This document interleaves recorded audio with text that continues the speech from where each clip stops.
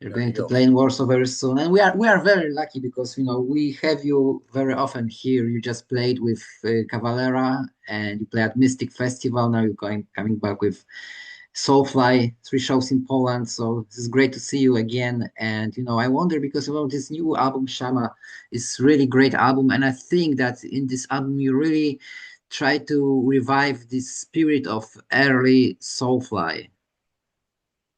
Yeah, yeah, and it's been a lot of fun playing the songs of Chama live together with the classics of the Soulfly discography. We have so many songs, we have 13 albums, so it's actually quite difficult to make a set list. But right now, I feel this is one of the most complete Soulfly sets we ever play. It's got everything that people love about Soulfly, and it's a really cool vibe kind of show. It's different from what people saw in the past from Soulfly. Uh, there's some deep cuts that we're playing that people are not expecting, and of course the Shama songs, they hit so hard. It's really cool. To me, it feels like a new phase is started with Shama with for Soulfly that is gonna continue now to the future. I'm very happy also to have 3 Poland shows. It's gonna be great. Yeah, and I think that as you said, that's a new face, almost like a new generation of Soulfly because your son Zion produced the album and he played, the drums. And I wonder how did this influence this album? I mean, because I guess he has got a very fresh view of the music, right? Yeah, and that was one thing that was almost like to me it was necessary for Soulfly was actually this injection of energy and youth, because I've been doing Soulfly now for next year's 30 years, and sometimes you need a young, fresh perspective, and Zion brings all the energy, the enthusiasm. The way he plays the drums is ferocious. It's very animalistic, man. It's great. And I told like I don't care if we don't play perfect. I care about the spirit. Every night the music must have spirit. And it has to move people. Um, and that's what Soulfly does every night. We move people through music, um, and when we get to Poland, people will feel that this is quite an amazing connection. Uh, there was one video somebody posted on Instagram a week ago. It was our show at the Dynamo, and it was really cool because I think it captured this tribal spirit of Soulfly. The crowd was completely connected with the band, and it felt like this gathering of like some kind of tribe. It was really cool. Um, and yeah, for sure, Zion's production on the album was actually very important to make the record sound different from the other ones, and it sounds different. And we are playing the songs that we're playing now live. They sound great, and the people really love it. The new stuff, So it's cool to hear them together with old classics, because we don't play them separate. We actually play like Prophecy, and then we play Favela, and then we play something like Fire, and then you play No Pain, No Power. And when you put in that in the context of that, it really gives the idea that this is a band that really expand through the years, really expanded the sound uh, in many ways. So it's really to me very fascinating that the mix of the new songs with the old songs, they fit perfect the set. I guess they do. And the song you mentioned, No Pain, No Power, is one of the most amazing songs on the album. And you have amazing guests here, including Dino Cazares from Fear Factory. And I wonder, like, is it also a part of, bringing the spirit of early stuff? Because you have been known, like, Dino for like more than 30 years, I guess. Yeah, I always like the collaboration. It's an idea that was born um, little by little, in some of the records that I made, and it reached full potential in Primitive. Primitive was the record I had more guests than anybody. There was something like 8 or 9 guests. It was almost like a hip hop record, but it was a metal album with this hip hop idea, you know. And I really loved it, and we continue doing that through the years, you know. And even though now it's less people, we don't have so many guests. I don't know. Maybe one of these days I'll do a Soulfly record with 10 guests again. It'll be really cool, you know. But yeah, I love the idea that you share the music with other musicians, um,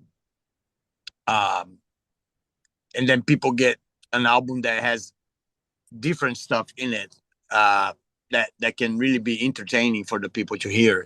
And No Pain No Power is the perfect song because you have so many different guests. You have Dino, we had Gabe, you know, from Unto Others. It's this kind of like different kind of song, you know. And we play live now. It's very powerful live, very, very cool. So yeah, I'm glad that we continue doing this kind of stuff. You know, we're still doing the collaborations, tracks, because to me, I think that there's something cool about it that it doesn't happen all the time, and I see more other metal bands doing that also, which makes me happy. Like more people is doing this now, and you know, so it's cool. I think it's one of these ideas that the fans appreciate. Um, they get to hear something different and new, you know. So it's quite cool. Absolutely. And there's a song, Nihilist, which is a tribute to LG Petrov from Entombed, right? Nihilist. Nihilist. Sorry. Yeah. Nihilist was you know, LG's first band before Entombed, and I was really like the demo, the Nihilist demo. Many songs from Left Hand Path and end up being re-recorded for Left Hand Path. So yeah, so I made the song. I call it Nihilist, and it's dedicated to the memory of LG. You know, which is, it was to me a pioneer of extreme metal. You know, vocalist. He was a great vocalist with great vocal uh, lines, and the way he sang was very, very powerful, and I really always really loved that. Mhm. Speaking of, pioneers of heavy metal, you toured with Ozzy, with Black Sabbath, and I wonder what are your, memories of Ozzy? Yeah, we did. You know, my best memories was actually um, in the later years with Soulfly, with the Ozfest tours, and you know, kind of like sometimes we will hang out a little bit backstage and talk, and it was always very funny. Um, and I really, you know, always really liked the drive that Ozzy had. Ozzy had this drive, you know, especially live. You know, like you can see the videos. You watch. The other day I watched Ozzy at Rock in Rio in Brazil, and I love his performance there because he's a madman. You know, it's so cool. He feels in his bones. You know, he's a rock and roller, man. He's a lifer like us. Uh, I feel the same as him many times. Like I don't want to do anything else. This is the only thing I want to do. This is all I like to do is play metal. And yeah, we had many cool memories hanging out with him, and you know, even him watching us on the side of the stage a couple of times was really quite amazing to witness that. You know, uh, if you would have told a young Max, yeah, one day Ozzy is gonna watch you from the side of the stage, I wouldn't believe you, you know. But it did happen. It's pretty cool. As a dream come true. And do you think Yeah. that Ozzy was the greatest leader of in heavy metal. I'm asking because Des Fafara from Devil Driver recently said that he loved Ozzy, but he thinks that Phil Anselmo was bigger is bigger frontman of all time. So I wonder, do you think like Ozzy or Phil Anselmo, who is the biggest? They're all great in their own way, man. You know, like even like Dio is great. You know, I love the Sabbath stuff that Dio did and all the Rainbow stuff, and of course Dio band. And you know, you have Rob Halford, you have, yeah, so many, Robert Plant. Those guys are all great in their own. There's no one, you know. There's no. I think it's bullshit to say one person is the best one of all. It's like food, you know. You like cheesecake, and somebody else likes spaghetti. You know, it's, to me, it feels like that. You know, I like all of them. They all, to me, they all are great pioneers and great legendary musicians. I got your point. Yeah, amazing. And going back to your album, Chama, there's a song "Always Was, Always Will Be," which is more industrial. And I wonder, did the fact that you quite recently toured with Nailbomb influence somehow this album? Yeah, there's definitely a nail bomb influence on this track, and this track was created all entirely in the studio. We use some drum machines. We use a lot of noises.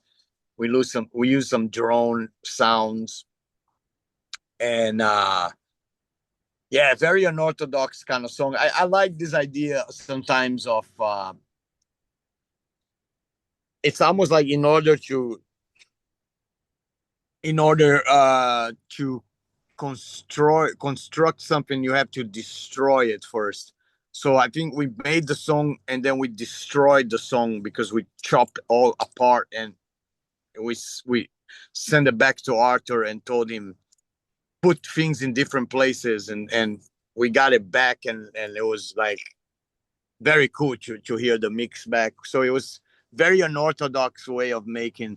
It goes even beyond the album. It was something quite like I never really done a song like that before, where you can really take advantage of technology.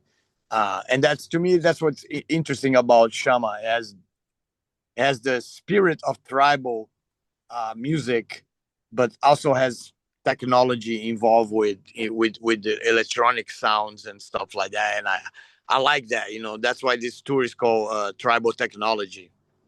Yeah.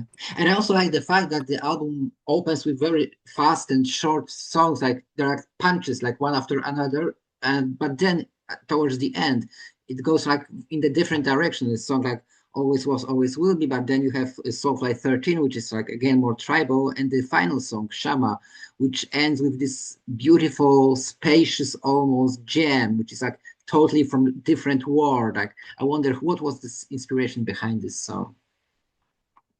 Yeah, I mean, we kind of didn't know to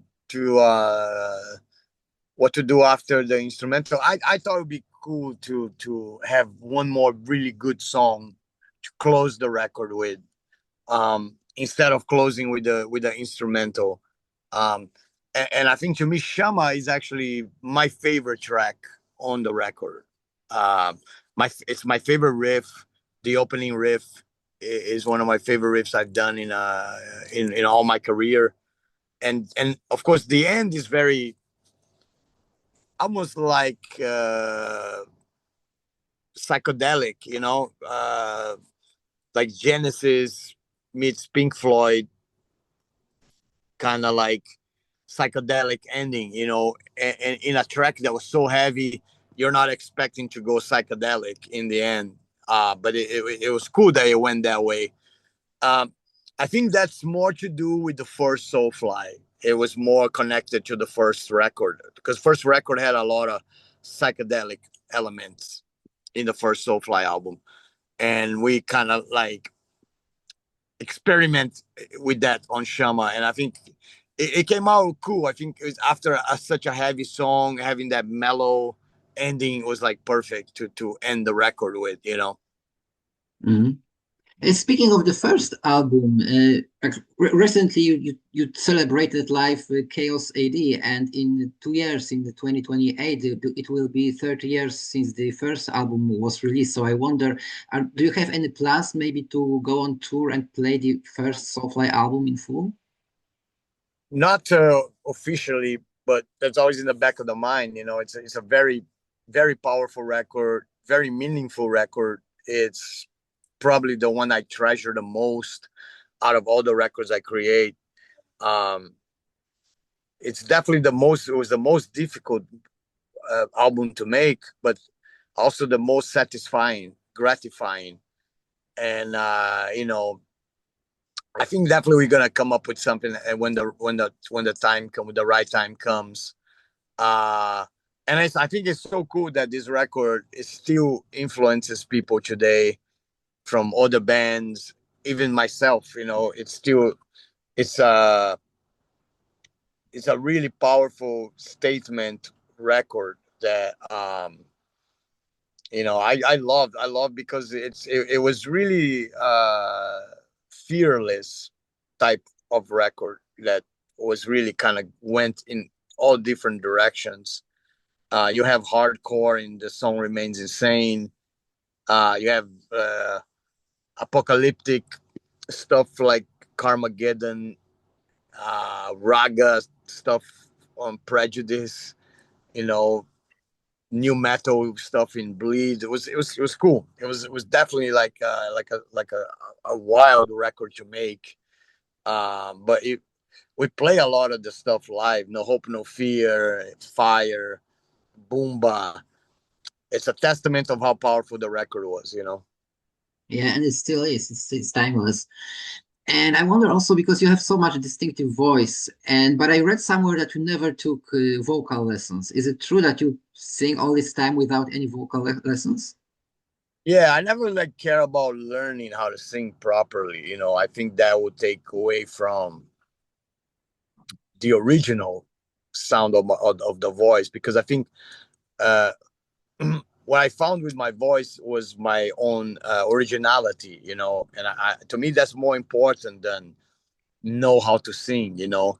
And if I would have went to somebody to teach me how to sing properly, maybe it's like betraying yourself, you know. It's like becoming something that you are not. And I think there's a quite a big amount of melody actually in my voice, even though it's rough. You know, the vocals are rough. It's similar to Lemmy. Like Lemmy had also melody in the rough vocals. You know, it's the same with my stuff. You know, it's rough but melodic somehow. I don't know how to explain, but yeah, I like the fact that it's to me it's a mystery why the vocals sound like that, and I don't want to understand why it does. I just know that's there and it works every night. And to me, that's plenty. You know, it works. It's there every night. It sounds good in the studio. Okay, I don't want to know anything else. I don't want to know where it comes from. I don't know. I don't want to know what it works. I take care of it, of course. You know, but that's about it. Mm. And how do you manage when you are like sick? Because when you are on tour, sooner or later you will get flu or laryngitis. Do you have any tricks how to, overcome this? Oh, you have to just grind it, man. Yeah, I got sick on the Cavalera tour for a couple of days. But yeah, we didn't cancel. Like, let's keep the show going no matter what. Um, yeah, you have to try, not to get sick. So it's easier in the summer because you're not really going out of venues. In the winter, it's very hard because you're in a hot venue and you go outside and snowing, so you have that the shock, temperature shock.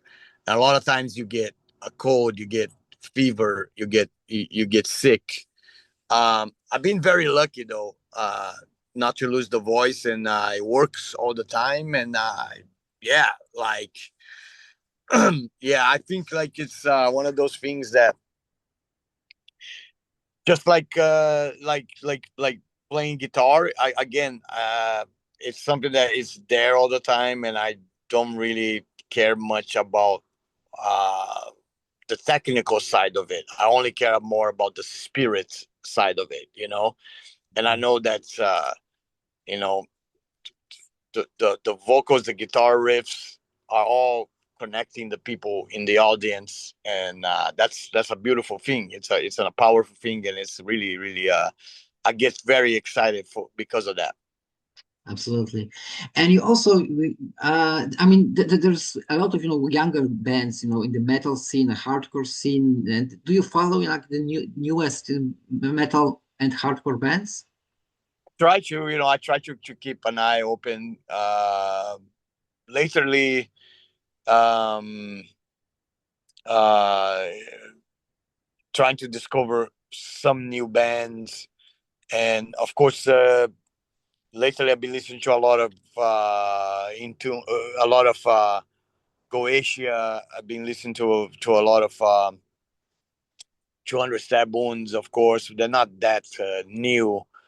Uh, of very very new stuff. Yeah, I mean, I listen to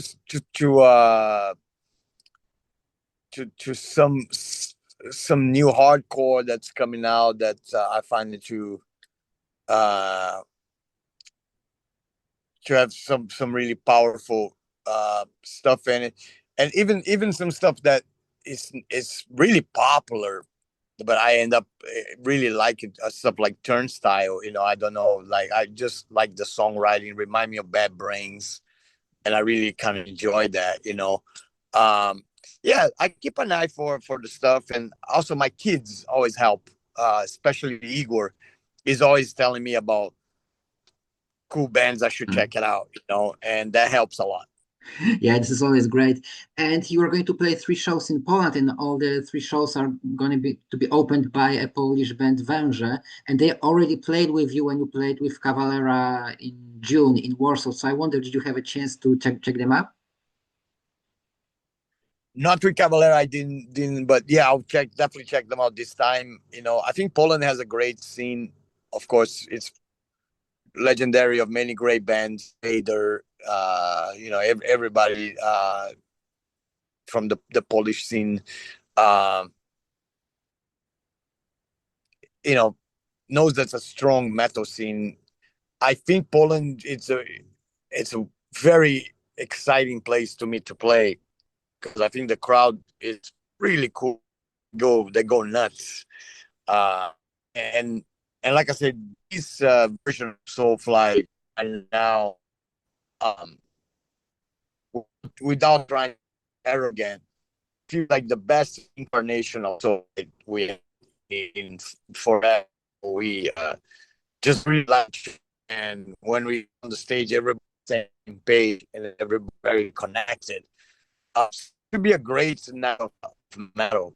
Poland's not gonna be disappointed. They're gonna love this night of metal. I'm sure you're gonna have a great time. I mean, you should check them out. Węże is a great band. They bring this spirit of this era, hardcore scene.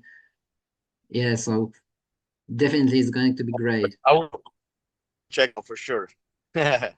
Okay, thank you, Max, for the interview. It's been great talking to you, and hope to see you in Poland next week.